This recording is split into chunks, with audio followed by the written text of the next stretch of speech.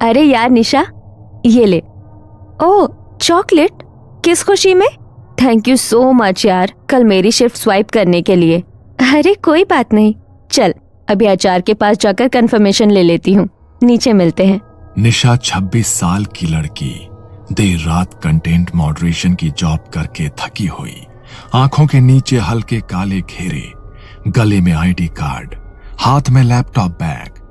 वो गेट के बाहर आती है, एक लंबी सांस लेती है और फोन निकालकर बुक अ कैब ऐप खोलती है। बस एक कैब मिल जाए, फिर घर पहुंचना है, बिस्तर पर गिरना है और ऐसी नींद लेनी है कि अलार्म भी हार मान ले। बुक अ कैब ऐप पर एक नाम ब्लिंक होता है। Driver Mahesh Patil, white car, ETA 3 minutes. Nisha की भौहें हल्की सी सिकुड़ती हैं। अरे यार, फिर से वही महेश काका, 3 रात से लगातार सेम ड्राइवर। वो गेट के बाहर रोड की तरफ देखती है। दूर से 2 तेज हेडलाइट्स धीरे धीरे उसकी तरफ बढ़ती नजर आती है। सफेद कार उसके सामने आकर रुकती है।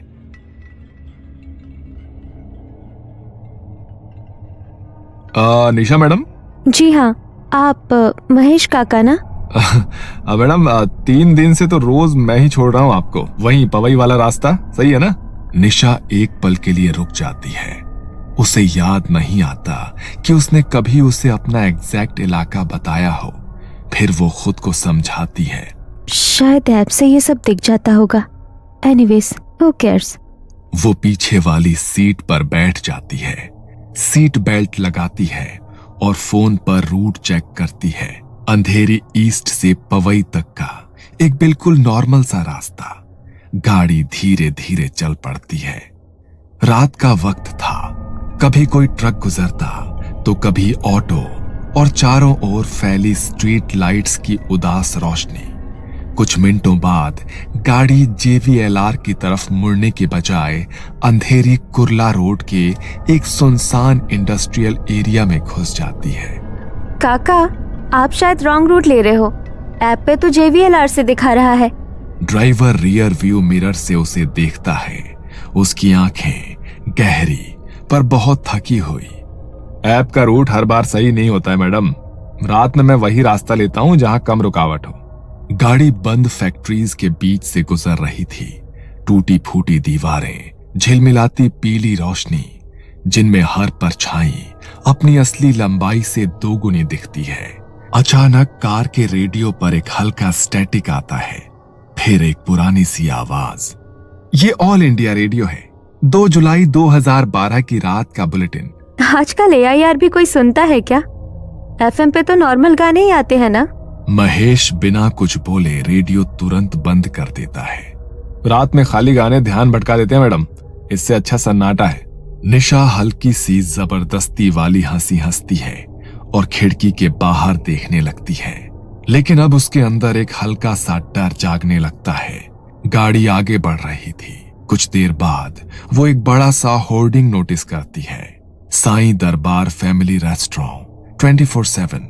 नीचे एक लड़के की हंसती हुई फोटो। गाड़ी आगे बढ़ते हुए एक और मोड़ लेती है और फिर से वही होर्डिंग सामने आ जाता है, लेकिन इस बार बोर्ड का 24/7 वाला हिस्सा थोड़ा जला हुआ लगता है, जैसे 24X काला हो गया हो। अभी तो यही बोर्ड देखा था। वो फोन पर नजर डालती है। नेटवर्क का आइकन 1 सेकंड के लिए गायब हो जाता है। GPS का एरो एक ही जगह पर जम सा जाता है और तभी व्हाट्सएप पिंग होता है। उसकी दोस्त और कलीग सना का मैसेज आता है। सना का टेक्स्ट? तू निकली क्या?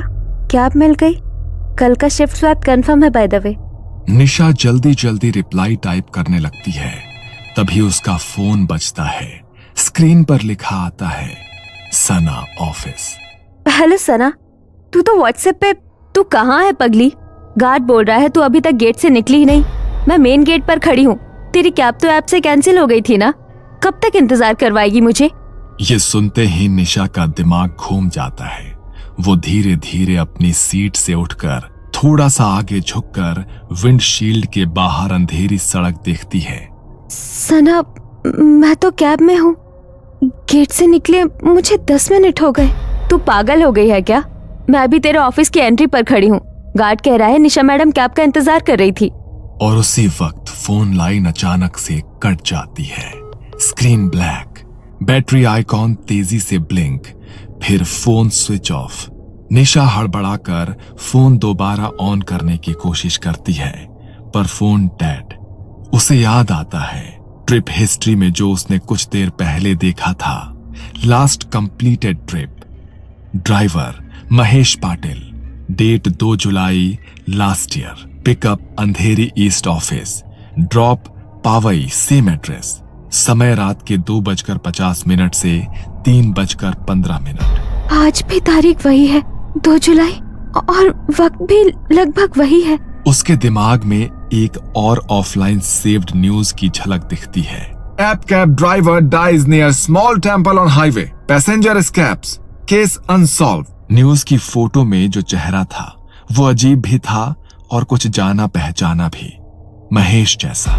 अब गाड़ी पवई के सामान्य मार्ग की जगह आरे कॉलोनी के घने पेड़ों वाले हिस्से में घुस चुकी है। रोड के दोनों तरफ अंधेरा, सिर्फ हेडलाइट्स की रोशनी। सड़क किनारे एक छोटा सा हनुमान मंदिर दिखाई देता है, हल्की सी आरती की लौ और हवा से हिलता हुआ एक लाल झंडा। महेश एक पल के लिए मंदिर की ओर देखता है, फिर तुरंत अपनी नजर हटा लेता है। काका, आप रोज इसी टाइम पे मेरी राइड लेते हो? और राइड्स नहीं लेते क्या? मैडम, रात के इस पहर कुछ रास्ते कुछ लोगों के लिए बंद हो जाते हैं और कुछ लोग अपनी यात्रा के बीच में उतर जाते हैं। थोड़ा और आगे एक टिमटिमाती रोशनी दिखाई देती है। एक पुलिस चौकी है, बैरिकेड और कुछ छायाकृतियां। काका, आगे पुलिस चेक है, मैं वहाँ उतर जाऊंगी, वहाँ से ऑटो ले लूंगी, प्लीज गाड़ी रोक दीजिए।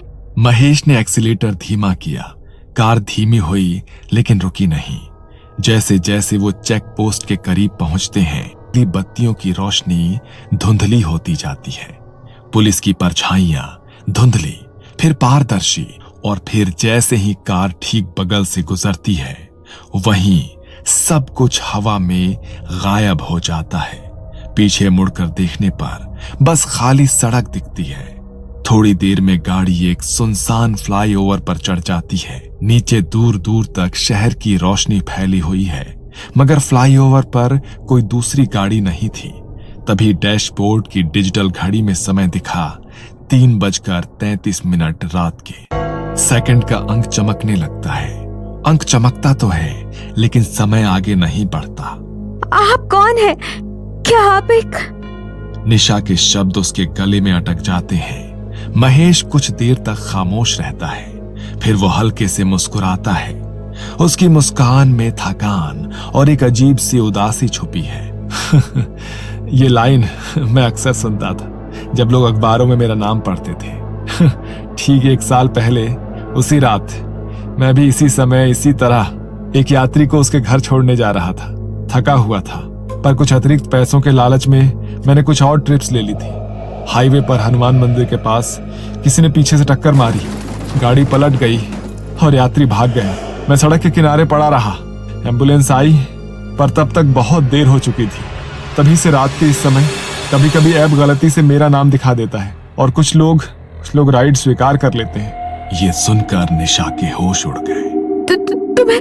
तुम्हें क्या चाहिए मुझसे? मैं तो बस घर जाना चाहती हूँ। मैं भी बस घर ही जा रहा था मैडम, पर किसी ने मुझे घर पहुंचने ही नहीं दिया। निशा का सब्र टूट जाता है। काका, गाड़ी रोको, मुझे यही उतरना है। मैं कोई भूत नहीं हूँ, गाड़ी रोको। उसकी चीख सुनकर महेश एक पल को ब्रेक दबाता है। गाड़ी की गति बहुत धीमी हो जाती है, पर इससे पहले कि वो पूरी तरह रुके, स्टीयरिंग और टायर उसके नियंत्रण से बाहर हो जाते हैं। कार हल्की सी हिलती है, फिर धीरे धीरे दोबारा आगे बढ़ने लगती है। मैडम, मैं भी ये सब रोकना चाहता हूँ, पर क्या करूँ? मैं खुद भी तो इस रास्ते पर कहीं अटक सा गया हूँ। निशा की सांसें और दिल की धड़कन तेज हो जाती है। वो खुद को सीट से सटा लेती है। रियर व्यू मिरर में अपना चेहरा देखती है। आईने में उसका चेहरा और भी पीला है। उसकी आंखों के नीचे काले घेरे गहरे हैं और उसकी गर्दन के पार सीट बेल्ट के नीचे एक पतली खून जैसी रेखा है। वो अपना गला छूती है, लेकिन उसकी उंगलियों को कुछ महसूस नहीं होता, सिर्फ ठंडी त्वचा। कभी कभी जिस भूत से हम भागने की कोशिश करते हैं वो हमारे साथ नहीं बल्कि हमारे अंदर हो सकता है। निशा अपनी आंखें बंद करती है और गहरी सांस लेती है और खुद पर नियंत्रण पाने की कोशिश करती है। अगर तुम कह रहे हो कि तुम भी अटके हुए हो तो शायद मैं भी इसी रात इसी रूट पर कहीं अटकी हुई हूँ। काका, एक काम करो, वापस घूमो वही हनुमान मंदिर के पास जहाँ तुम्हारा एक्सीडेंट हुआ था। महेश ने स्टीयरिंग व्हील को कसकर पकड़ा। उसकी आंखों में डर की एक चमक थी, जैसे कोई पुराना घाव छू लिया गया हो। एक गहरा सन्नाटा छा गया। फिर धीरे से कार ने यू टर्न लिया, फ्लाईओवर से नीचे उतरी और मंदिर की ओर चल पड़ी। रात गहरी हो गई थी, सड़क सुनसान थी। एक तरफ छोटा हनुमान मंदिर खड़ा था, उसकी दीपक की लौ हवा से अप्रभावित स्थिर चल रही थी। गाड़ी मंदिर के पास एक तरफ ठहर जाती है। इस बार वो सच में रुकती है। इंजन की हल्की आवाज आकर फिर एक गहरा सन्नाटा छा जाता है। मैं हर बार बस यहीं तक आ पाता हूं और फिर सब कुछ धुंधला हो जाता है। आगे बस एक धमाके की आवाज आती है और फिर चारों तरफ अंधेरा छा जाता है। निशा ने गाड़ी का दरवाजा खोला और रात की ठंडी हवा उसके चेहरे से टकराई। इस बार दरवाजा आसानी से खुल गया। वो मंदिर तक पहुंचती है और वहां पड़ी घंटी उठाती है। हे भगवान, अगर मैं सच में जिंदा हूँ तो मुझे यहाँ से आजाद कर दो, और अगर मैं भी इसी बंधन में फंसी हुई हूँ तो कम से कम इस आदमी को तो यहाँ से मुक्ति दे दो। वो अपनी पूरी ताकत से घंटी बजाती है।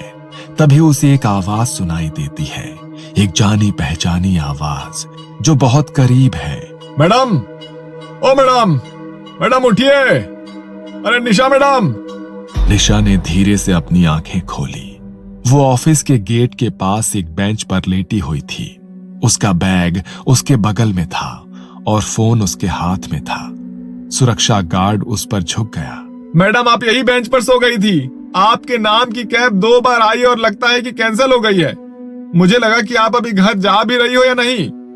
निशा झटके से उठकर बैठती है, मानो किसी ने पानी फेंक कर जगा दिया हो। वो तुरंत अपने फोन का समय देखती है। रात के 2:59। बैटरी 57% और नेटवर्क फुल है। सब सामान्य है। तभी गेट की तरफ से एक और आवाज आती है। निशा, क्या तुम यहाँ हो? सना, उसकी दोस्त और सहकर्मी, हाथ में अपना फोन लिए गेट से अंदर आती है। क्या तुम पागल हो? मैं 10 मिनट से मुख्य द्वार के बाहर खड़ी हूँ। गार्ड ने मुझे बताया कि तुम टैक्सी का इंतजार कर रही थी और तुम यहाँ बेंच पर सो रही हो। मैं कैब में थी। ड्राइवर का नाम महेश था। हम लोग। कौन सा महेश यार? तेरी कैब तो ठीक से बुक ही नहीं हुई। ड्राइवर नॉट फाउंड लिख कर आया, फिर कैंसिल हो गया, इसलिए तो मैं वापस आ गई तुझे पिक करने। निशा कुछ बोल नहीं पाती, बस चुपचाप फोन की स्क्रीन को देखती रहती है और फिर कांपते हाथों से कैब की ऐप खोलती है। Recommended driver for your usual route, Mahesh Patil, online now. उसकी उंगली कुछ पल के लिए बुक नाउ के पास रुकती है, फिर सीधा बैग दबा देती है। मैं आज कैब नहीं लूंगी।